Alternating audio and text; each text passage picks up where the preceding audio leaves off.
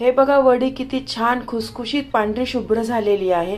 चवीला पण एक नंबर झालेली आहे. नमस्कार, मी कविताच टेस्टी फूडमध्ये सर्व खवय्यांचे पुन्हा एकदा स्वागत करते. आज आपण रक्षाबंधन निमित्त सोप्या पद्धतीने नारळाची वडी कशी करायची ते पाहणार आहोत. याला तुम्ही वडी किंवा बर्फीही म्हणू शकतात. ही वडी फक्त 3 साहित्यांपासून बनवलेली आहे. रेसिपी नेहमीप्रमाणे खूप साधी आणि सोपी आहे. वडी करताना बरेच जणांच्या तक्रारी असतात की वडी ही फारच मऊ होते किंवा मिश्रण इतकं घट्ट परतलं जातं की अक्षरशः इतकं कोरडं होतं की वडी सेट करता येत नाही. त्याची सर्व उत्तरे यामध्ये सांगितलेली आहे. तुम्ही पहिल्यांदाच जरी वडी करत असाल तरी तुमची वडी परफेक्टच जमणार. यामध्ये नारळ व साखरेचे योग्य प्रमाण सांगितलेले आहे.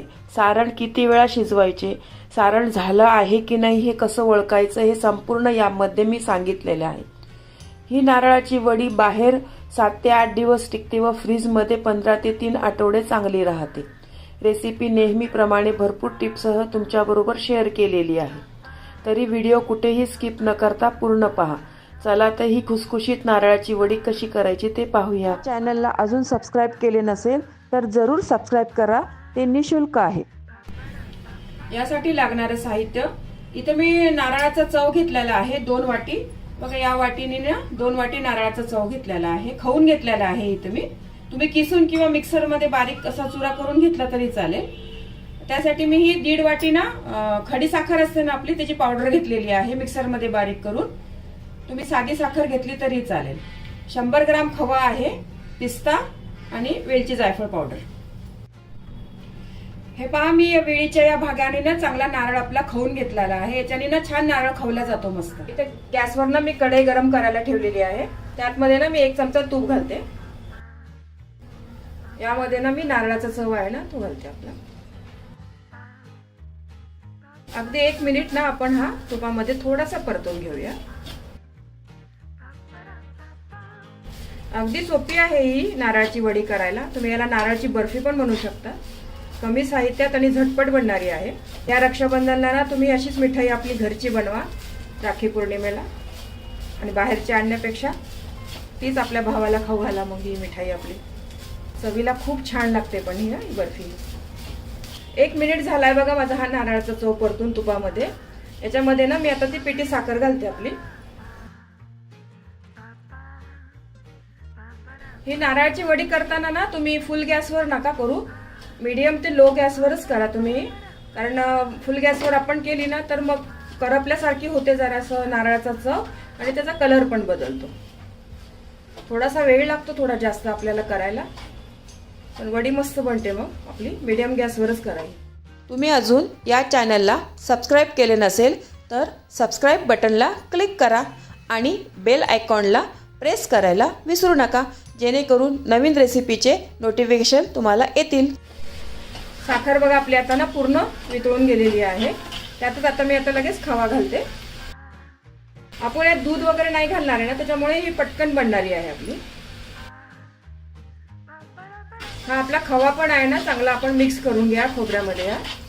ही वडी करताना ना तुम्ही निर्लेपच कढई आहे ना त्याचाच वापर करा. त्याच्यामध्ये खाली चिटकत नाही, जळत नाही ना, छान बनते याच्यामध्ये.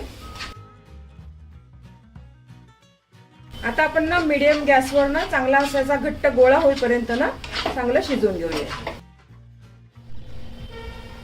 हे पहा 4 मिनिट झालाय आपलं हे सारण ना ढवळून असं थिकनेस आलाय बघा त्या सारणाला. अजून घट्ट होऊ द्यायचं आहे आपल्याला. हे पहा आपलं मिश्रण ना 7 ते 8 मिनिट झालंय. आता अगदी आता 2-3 मिनिटाचीच राहिलं आहे आपल्याला. आता चांगली आपली वडी होईल. आता घट्ट झालाय. आता अजून मी 2-3 मिनिटं चांगलं होऊ देते. अजून आपलं सारण ना आता वडीचं होतच आलंय. तोपर्यंत मी ताटाला ना तूप लावून घेतलेलं आहे, ज्यामध्ये आपल्याला वड्या थापायच्या आहेत. हे पहा आपलं आता सारण ना पूर्ण असं छान घट्ट गोळा झालाय बघा या सारणाचा. आता हे सारण झालंय हे कसं ओळखायचं ना, आपण हा थोडासा गोळा एका वाटीमध्ये ना टाकून घेऊया आणि थोडंसं गार करून याचे ना अशी चांगला असा गोळा झाला पाहिजे आपल्याला. असा थोडंसं गरम आहे, थोडं गार करते मी. हे पहा या सारणाचा ना आता चांगला असा गोळा झालेला आहे. हाताला जाणवतोय आपला पाक पण असं जरा चिकट झालेला आहे ना. तर आपलं वडीचं सारण झालं आहे समजायचं. ही पण यातली एक टीप आहे. हा असा व्यवस्थित गोळा झाला ना, हे असं चिकट लागतंय बघा हाताला छान. हे असं झालं ना तर वडीचं सारण अगदी परफेक्ट झालंय असं ओळखायचं आपण. तुमच्याकडे जर खवा नसेल ना तर तुम्ही यामध्ये ना पेढे घालून पण करू शकता. त्याच्याने पण ही वडी छान बनते. अगदी सोपी आहे बनवायला. 15 ते 20 मिनिटात बनणारी आहे ही वडी. शेवटी यामध्ये ना मी वेलची पावडर टाकते. वेलची जायफळ पावडर आहे ही पण आपण छान मिक्स करून घेऊया.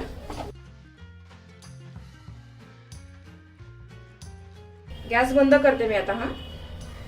आणि सारण आहे ना आपण आता ताटामध्ये टाकून घेऊया. हे सारण बघा मी ताटामध्ये टाकून घेते.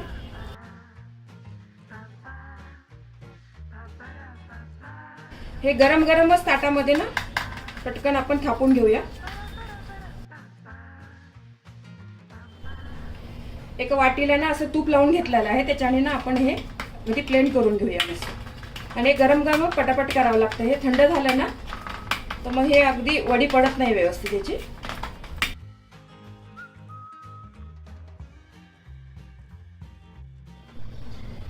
या वडीवर ना मी गरम गरम असतानाच थोडासा पिस्ता टाकून घेतलेला आहे. ही वडी आपण ना तर 10-15 मिनिटं गार करूया आणि मग याच्या वड्या पाडूयात. 4 ते 5 मिनिट झालेले आहे. वड्यांचं सारण आपलं थोडंसं गार झालेलं आहे. मी आता वड्या पाडून घेते. एकदम गार झाल्यावर आपण पाडायला गेलो ना व्यवस्थित वड्या पडत नाही. वड्या तुम्हाला कशा पाडायच्या तुम्ही तुमच्या इच्छेनुसार पाडू शकता. शंकरपाळीच्या आकाराच्या पण छान येतात. आणि मी खोबऱ्याची वडी आहे म्हणून मी चौकोनीच पाडणार आहे आता.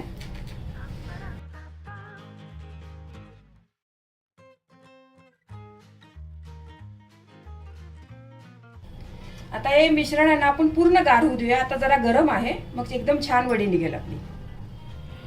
हे पहा आपलं वडीचं मिश्रण आहे ना पूर्ण छान गार झालेलं आहे. आपण आता वड्या काढूया याच्यातल्या.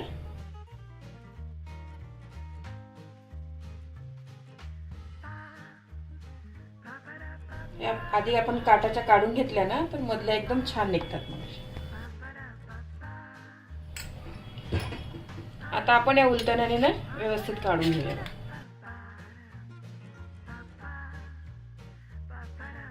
एकदम छान मस्त वड्या पडल्या बघा.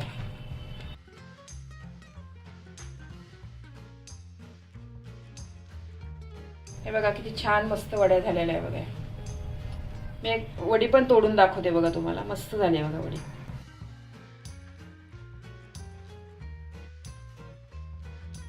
आतनं अशी मस्त खुसखुशीत झालेली आहे बघा. मला काही टिप्स सांगायच्या आहे. मी इथे 2 वाटी नारळाचा चव घेतला आहे आणि त्यासाठी 1.5 वाटी साखर घेतलेली आहे. तुम्हाला जर गोड कमी हवे असेल तर साखरेचे प्रमाण कमी करू शकतात. या वड्या तुम्ही नॉनस्टिक पॅनमध्येच करा. त्यामुळे मिश्रण कडेला चिटकणार नाही. वड्या छान पांढऱ्या शुभ्र होतील. या वड्या 4 ते 5 दिवस बाहेर चांगल्या राहतात व फ्रीजमध्ये 15 ते 3 आठवडे आरामात टिकतात.